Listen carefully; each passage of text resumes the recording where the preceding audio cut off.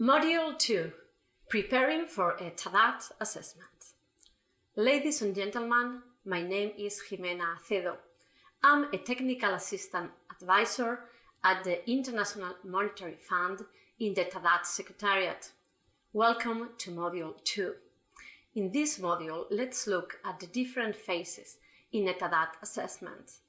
The first phase is the initiation phase, in which a formal request goes from the country authorities to the sponsoring organization or the TADAT Secretariat. The second phase is the pre-assessment phase. It involves planning and preparation and begins typically 6 to 8 weeks before the in-country visit. The third phase is the assessment visit phase, which is when the main assessment work happens. It usually lasts 2 to 3 weeks. The final phase is the post-assessment phase. During this period, the performance assessment report is reviewed and finalized. Who commissions a TADAT assessment and who funds it? The country of some national entities, ministry, finance or tax administration will typically commission the assessment, but an international or regional development agency can also commission it. Now, let's suppose a country is having problems mobilizing revenue. The tax administration is weak and the informal sector is enormous. The government wants to fix this situation by reforming the revenue administration system. So, it approached several development agencies and donors. But before the donors commit to assisting the country, they would like to conduct a TADAT assessment so they can be sure that they focus on improving the relatively weak areas. After an agreement has been reached, a TADAT assessment is scheduled. Who does the TADAT assessment? The TADAT assessment team led by a team leader. The team leader is responsible for preparing the team and communicating with authorities. The team leader is also responsible for the quality of the performance assessment report. The team will typically have 3 to 4 trained assessors, sometimes more, who are responsible for taking the lead in discussions on the status of different POAs and for writing parts of the performance assessment report. Sometimes it may be wise to have analysts who help with data collection and evidence gathering, all under the supervision of the trained assessors. Now, what exactly happens in the initiation or first phase? Country authorities decide that the country needs a diagnostic assessment on the performance of a tax administration and approach several development agencies working in that area. A formal request from the country authorities, typically the minister responsible for tax administration, goes to a sponsoring agency or the TADAT Secretariat. The TADAT Secretariat then informs all TADAT partners. This step minimizes the application of effort and encourages collaboration. The Secretariat encourages the assembling of the right mix of qualified assessment team members from different capacity development providers. This approach helps facilitate better collaboration between development partners during the post-assessment phase. What does the assessment team do during the pre-assessment phase? This is the planning and preparation phase of the TADAT assessment. It usually starts 6 to 8 weeks before the in-country visit. At this time, formal communication between the team leader and the client country begins. As an assessment team leader, you start communicating with the ministry responsible for or head of the tax administration and request for appointment of a counterpart within the tax administration for ongoing communication with the team. You need to communicate about the logistics and dates for the in-country visit. You also send a proposed assessment schedule to the tax administration and communicate with the sponsors and the TADAT Secretariat. You'll find a template for this schedule in the field guide, Annex 3. Also, during the pre-assessment phase, you must send the TADAT pre-assessment questionnaire at least 3 weeks before the start of the visit. You'll find a template for this questionnaire in the field guide. It's used to request numerical data and other information such as annual reports and documents critical to the TADAT assessment process. During this first phase, the team also gathers information about the country by conducting background research. This information can be obtained from a variety of sources, for example, the web page of the country tax administration and published reports on economic data, the political environment, and social indicators. Capacity development reports from development partners can also be a useful source for background information. What happens during the assessment visit? Phase 2 of the assessment process. This is, of course, the most critical phase and is when the actual assessment is conducted and documented. By following the assessment checklist shown for each POA in the TADAT field guide, you'll get detailed guidance about the steps to follow and the questions to ask. The assessment visit phase starts with an opening meeting during which the team familiarizes members of senior management in the tax administration and, as necessary, Ministry of Finance officials with the objectives and output of TADAT. The assessment team delivers a short presentation of the TADAT framework and discusses the assessment work program. Next, there are meetings with different departments of the tax administration that are responsible for each POA. For example, those responsible for registration, POA 1, through to those responsible for accountability and transparency, POA 9. The assessment team must go through the checklist of questions and gather information and evidence regarding each indicator and dimension. Remember to document all evidence collected.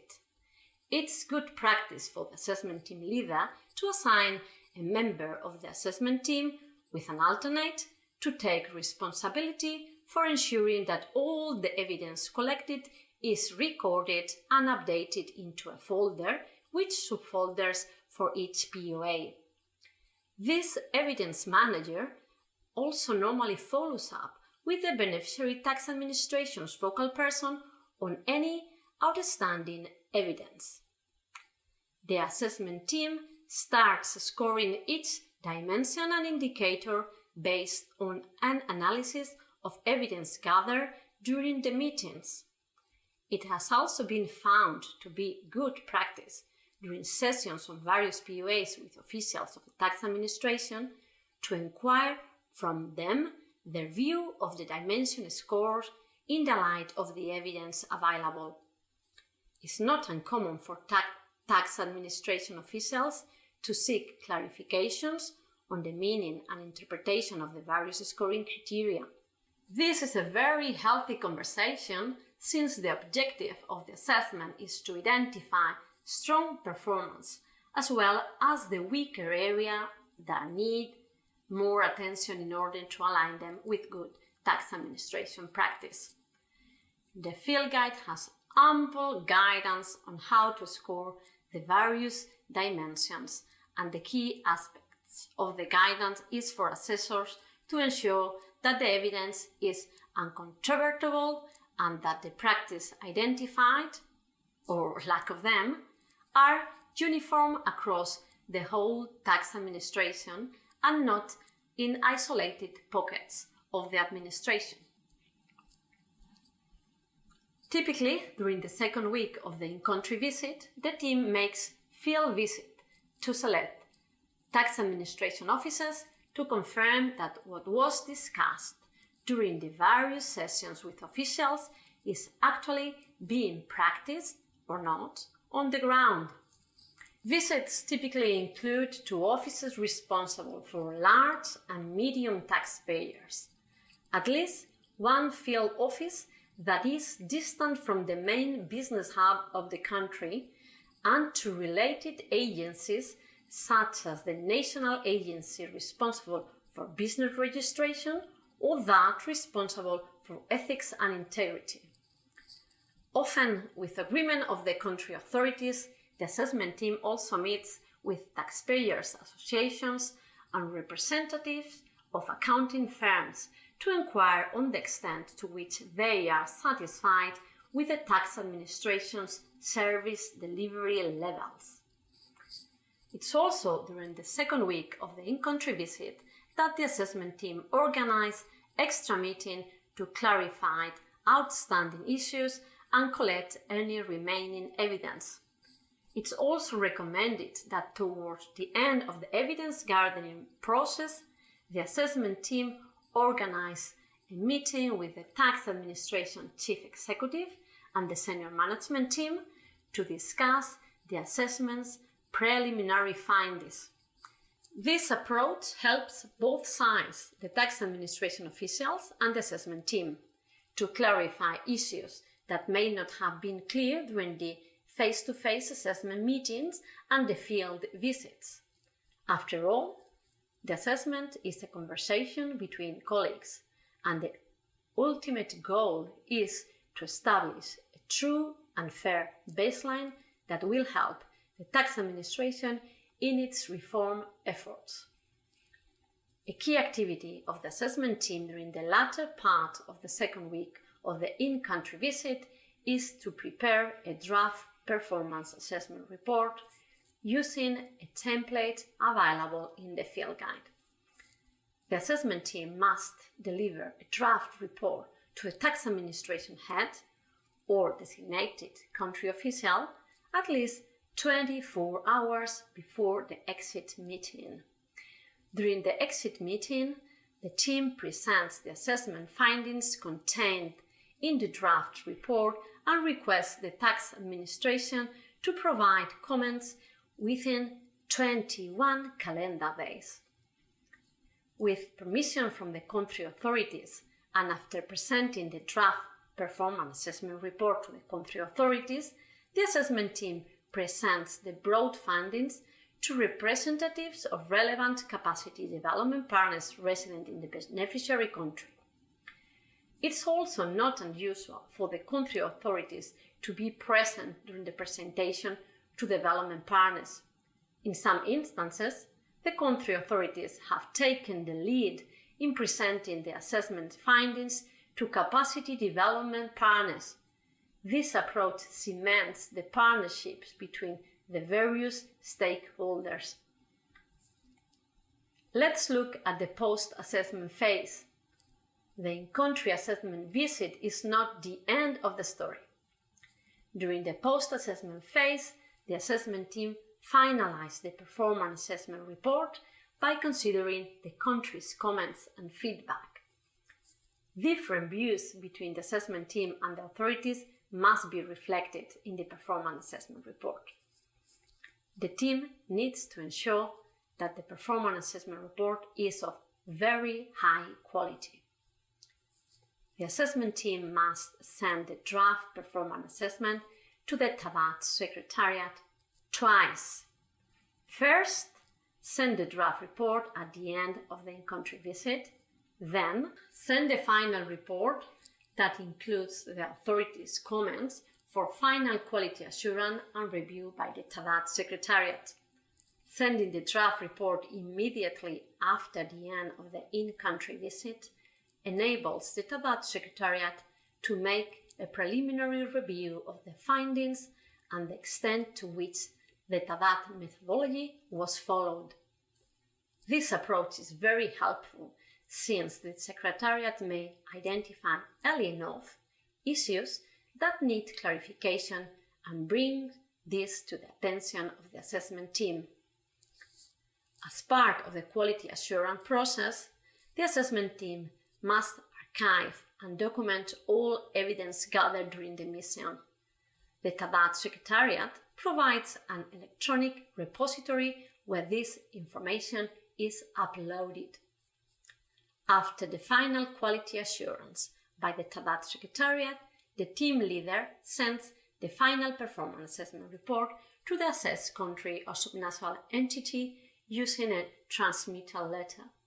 The letter also requests the authorities for permission to publish the performance assessment report that may benefit all the tax administration, what has been done well by the assessed tax administration, and what areas need further attention. This knowledge sharing is very important in showing how, collectively, tested approaches to the implementation of good tax administration practices can help achieve higher domestic revenue mobilization efforts. Now, let me give you some useful tips. A TADAT assessment will not require disclosure of information about any individual taxpayers. All data related to the diagnostic will be in aggregated form. But if national rules or internal rules of the tax administration prevent access to particular information, agreements can be made between the tax administration and the assessment team to view the information. The confidential information must not be disclosed by assessors. The TADAT framework has been tested in different environments. At all times, assessors must be mindful of the culture and social sensitivities of the country. An assessment team member must go into the assessment with an open mind, be respectful, and work in a spirit of collaboration. And it's always a good idea to have at least one member of the team who speaks a language that is widely understood in the country. Finally, assessment team members must demonstrate the highest level of professionalism and uphold the highest levels of ethics and integrity. Up until now, modules 1 and 2 have given us a good general idea about what TADAT is and how it works. We've looked at how TADAT evolved, why it is important for countries, and what purpose it serves the international community. We also look at the key design elements in the TADAT framework. We learn how the dimensions and then indicators are scored, and we look at the different phases in the process. With this knowledge, we can now move to the modules where we will discuss each of the 9 POAs in greater detail.